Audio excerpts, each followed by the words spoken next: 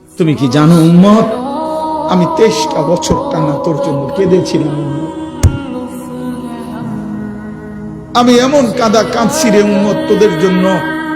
এশার নামাজের পরে দাঁড়াইছি, ফজরের আজান পর্যন্ত আমি আমার মালিকের কাছে তোদের জন্য, উম্মতের জন্য চোখের পানি ফেলে কাঁদছিলাম। আমার এত চোখের পানি তোর দিল গলাইতে পারলো না।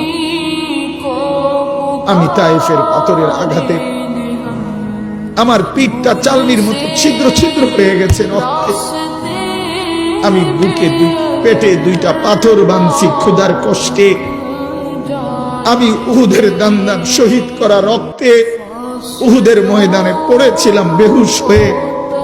আমার ঘরের চুলায় 3 মাস রান্নার জন্য কোনোদিন চুলায় আগুন জ্বলে নাই। আমার এত চোখের পানি, এত রক্ত, এত ক্ষুধার কষ্ট, কিছুই তোর মন গলাইতে পারলো না, তোরে সেজদা দিতে পারলো না। এটা আমার সামনে কি আনলা? আমি এই আমল নামা নিয়ে আল্লাহর সামনে কেমনে রাখবো? আমি কেমনে বলবো আমার মালিকের কাছে আমি কি সুপারিশ করব? আমি কেমনে বলবো রব্বুল আলামিন এটা আমার শ্রেষ্ঠ নবীর শ্রেষ্ঠ উম্মতের আমল নামা,